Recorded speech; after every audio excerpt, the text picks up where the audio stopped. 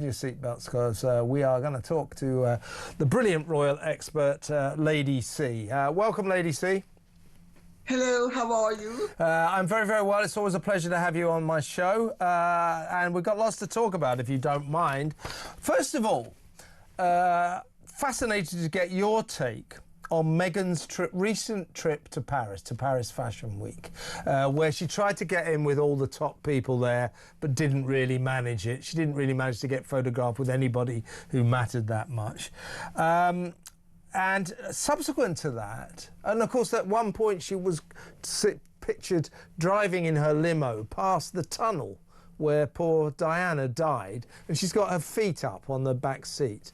So a lot of people made a lot of that and said, well, that seems disrespectful. Perhaps she wasn't even thinking, who knows? But since that trip, Lady C, Harry has let it be known through friends that he's furious that Paris is being used as a stick to beat Meghan with, because people are saying, oh, the Diana connection and all this kind of stuff. He's angry about this. Well, my thought about that, Lady C, would be this. Well, Meghan, don't go to Paris then. Then you won't get all this talk. So what's your feeling? I fear that she went to Paris because she knew about the Diana connection and she thought that might get her lots and lots of coverage. What are your feelings, Lady C? Well, I find it very interesting that he has made this comment through his friends, because both Harry and Meghan have previously stated that they wouldn't go to Paris because of the connection with their mother, with his mother. So their inconsistency yet again is so obvious that, I mean, you just hang your head and wonder, well, why is it that today the sun sets in the west and rises in the east, and tomorrow it does the opposite? Yeah. Exactly right. As I say, I'm not saying Meghan shouldn't ever go to Paris, but she must know, and Harry must know, that there's something provocative about Meghan being in Paris, driving past the tunnel where poor Diana died with her feet up. The whole thing, the whole Paris thing. She was once quoted as saying that Harry and I can't ever go to the French capital because of Harry's mom, as they say in America. And that seemed to be a reasonable viewpoint. But there she was, not this weekend just gone, but the weekend before, at the Paris fashion shows, making a real splash of being in Paris, a place where she said she could never go because of Harry's mom. It's bizarre, isn't it? Yeah, but it also makes sound sense if you realize that you're dealing with arch manipulators who will do anything to remain in the news. And especially at this time when Victoria Beckham is in the news, and Victoria Beckham is being, her Netflix show is doing so well. And you notice Meghan has all of a sudden started to do a cosplay of Victoria Beckham, you know, never smiling and very sweet and everything. So that's the latest imitation that she's about. But I think the whole thing was done deliberately. I think that they knew exactly what they were doing. Let's remember, they are in danger of being totally dumped by Netflix. As it is, anything that they have to deal with Netflix is on a submission basis. So there's no money there of any consequence. And they have her Christmas show coming up. And I think they're really worried because everything that they have done so far has flopped. The only thing that worked with either of them was the very first show on their lives. I think it was a 6-parter, but everything else has flopped. And I understand that they're in pretty serious trouble financially, which of course they would be, because they don't have any money coming in of any significance to maintain the lifestyle that they have. Yeah, I mean, they're not making money out of anything. And she even approached the designer of Balenciaga. You know, he didn't approach her, she approached him. Yeah, his name's Pierpaolo Piccioli. And yes, she said she went there to pay tribute. Said she went to Paris to pay tribute to him, but nobody's really buying that. Anyway, so she was there. She was there on her own, of course. She left and then came back to California, and then this past weekend, both of them went to New York to receive from an organisation called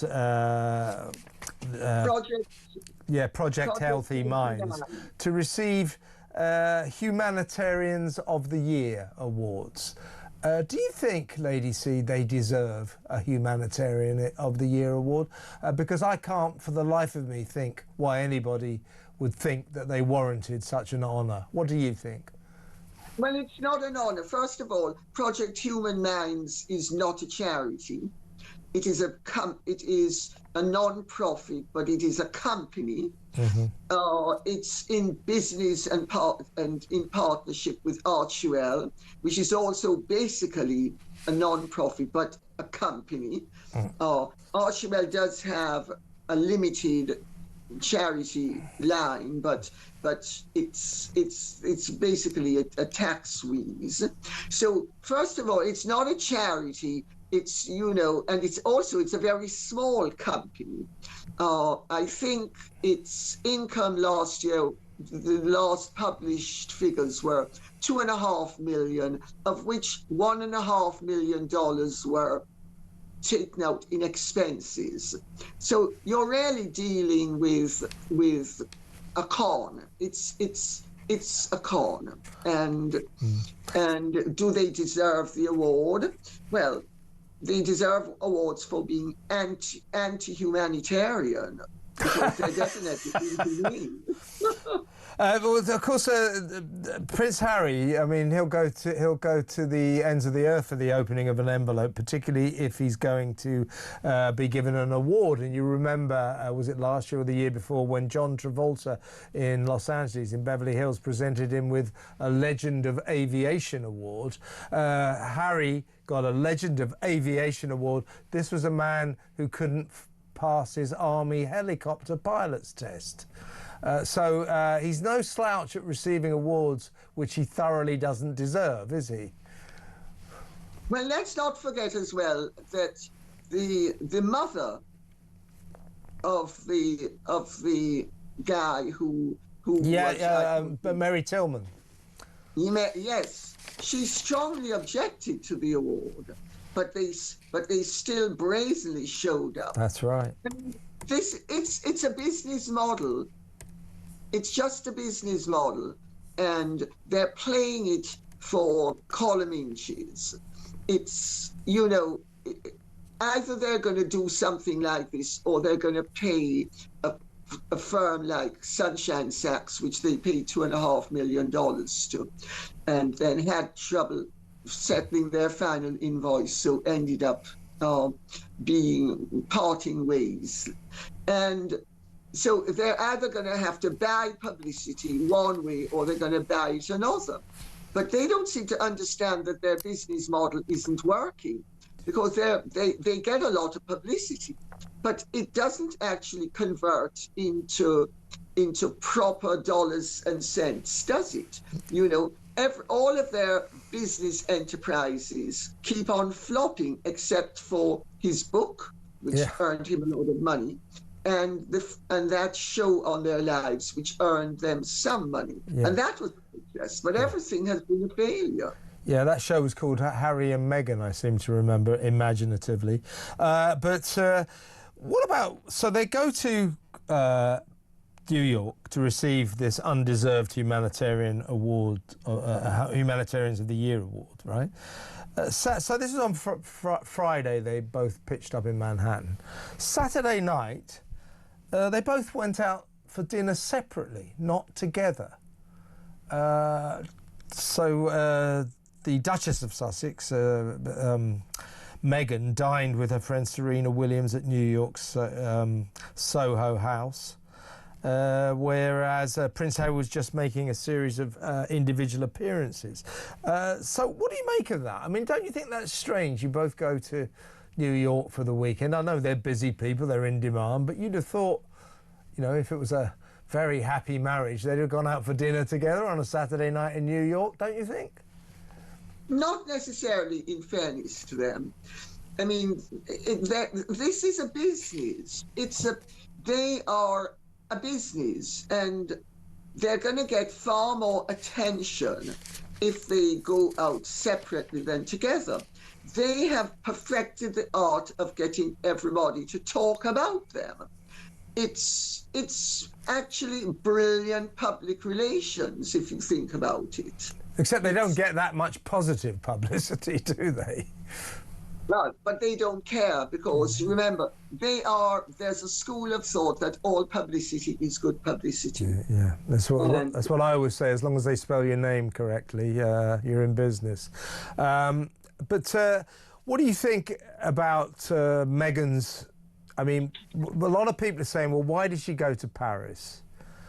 To get noticed. She needs to get noticed because her as ever sort of online domestic product store selling jam and cookie dough and dried flowers and wine and honey for astronomically expensive prices.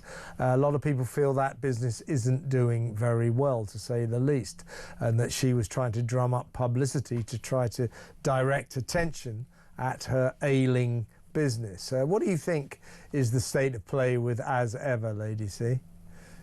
Well, I think it's a turkey, and it's a turkey that will hopefully be slaughtered before the end of the year.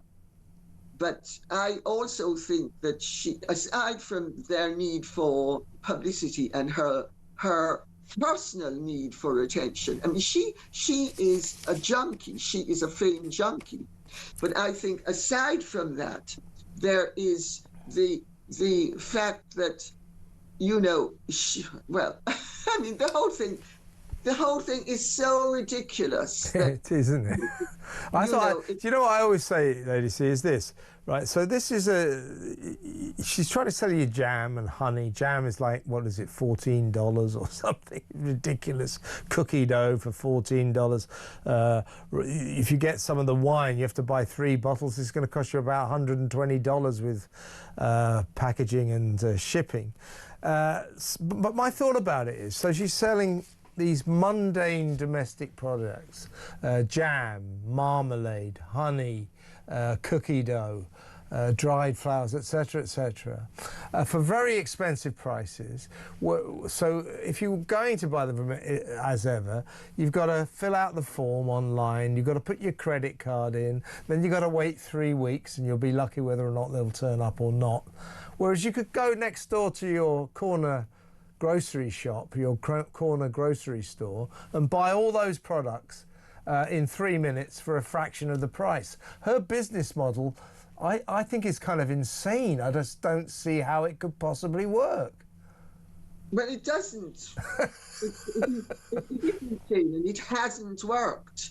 And that's the point. It hasn't worked. So my reading of the situation is that she is trying to branch out into the field that I suggested some months ago, that is her natural fit. Fashion, yeah. Fashion. Yeah. Get a hookup with some company in Hong Kong that's gonna make dresses for $3.99 that she sells for $199.99, and she makes a profit. I think that's the natural direction in which she should be heading, whether she's going to head in it or not. But the reality is that she is so unpopular. I mean, she's very good at getting press attention, but she's not popular. She's disliked intensely. And when you're selling anything as a personality, people want to buy it because they like you, yes, or because they envy you, and they want to aspire to your style and to what they want to buy a part of your dream. Yeah. Nobody wants to buy a part of her nightmare. That's exactly it. That's exactly it. You know, celebrity brand products, perfectly good idea, you know, like Gwyneth Paltrow or Dolly Parton or whoever. If the celebrity is popular, then people will want to have a slice of the action. I've always said exactly what you've just said. Meghan Markle isn't popular enough to sustain a celebrity brand. People aren't going to go out of their way to buy Meghan wine or Meghan cookie dough. So it's an extraordinary situation, and I think that as ever isn't going to last forever, to say the least. I think you're right. I think it's on the way out. Heard a story, by the way, that you might be interested in, that a certain film company trying to make a documentary about her ordered recently, this is in the last couple of weeks, every single product on As Ever, every single one. After 2 weeks, they got back a message, we can supply you with the wine, but nothing else. So nothing else was available except some wine. This isn't working, is it? But also, people have from the very outset, or they have bought items that they never got delivery of. Then they have tried to get back their money, and some of them haven't got back their money. But I explained at the time that the reason why things had sold out quickly, because I come from a mercantile family, Sure. So I know a little bit about merchandising. And, you know, the reason why things sold out so quickly was because Netflix had no faith in her ability to ship products. Yeah. So they had very short, shall we say, print runs. If it's a book, you'd have a short print run or a low print run, and that's what has happened. And the items that the other people they've not been able to fulfill the items because there's no profit margin in any of this. No. The profit margin comes with volume. It doesn't come with selling 2,000 or 3,000. Exactly right, exactly right. A couple of last questions there, Lady C. Always great to have you on the show. Thank you so much. First question, do you feel, a lot of people saying there she was in Paris on her own. They went out separately in New York. Apparently, throughout this past weekend in New York, even for all I've seen some of the pictures, I see what people are saying, that Harry looked like he was grinning through gritted teeth. He looked like he was constantly furious. That's what people were saying. Do you think there may be some trouble in that marriage? There's always been trouble in the marriage. And in the early days, she had him well controlled. But I don't think she has him quite as well controlled all the time now. But the marriage has always been troubled because they're both very troubled individuals and they're very troubling individuals. Yeah. But I would respectfully submit that Harry and Meghan are setting out at this juncture to create as much speculation as possible to get written about. Yeah. Can I ask you a last question? Harry, incredibly, you know about his long-running legal battle with Britain to be given armed police guards whenever he visits this country.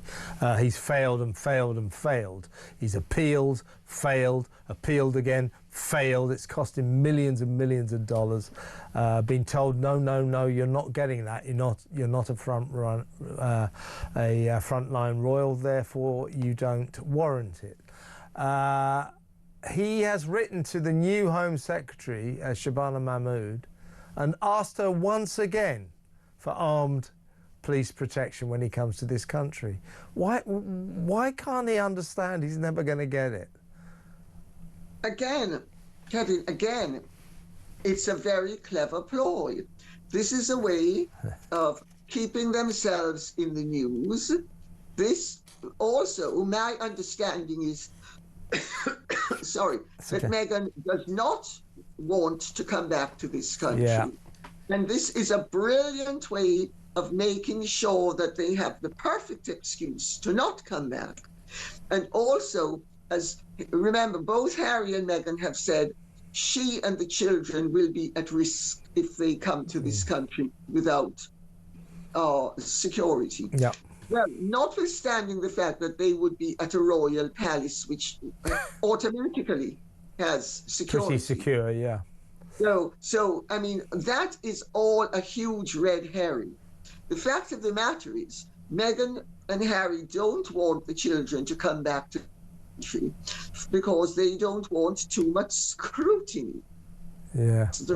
I mean, the children are the biggest subject that Buckingham Palace receives letters on. And I think this is all a very convenient series of red herrings thrown in the path of people for them to think. And it also creates a victim narrative for Meghan and Harry to be getting on with. Because Harry did say that he had accepted the decision. But now and let's remember, he's married to one of the top lawyers of all time. Rachel Zane is a top lawyer. And Rachel Zane is a very top left-wing lawyer who also is obviously a colleague of Shabana Mahmood, who's another top left-wing lawyer. A suits lawyer, yeah, indeed. Oh, absolutely. So they have all that nice dynamic going on together. And I think the whole thing is slamming the buttons for people to talk about them, and it's a victim narrative. And they love that. What you said earlier, the thing about her is she is kind of addicted to fame. You called her a fame junkie. I think that's a very perceptive thing to say. It's true. It's true that she just loves to be in the papers, hence these weird trips she keeps making. Listen, Lady C, as I say, a great pleasure to have her on the show, as always. Really good to talk to you. Thank you so much for your time. That was the inimitable Lady C on the latest shenanigans on Planet Sussex.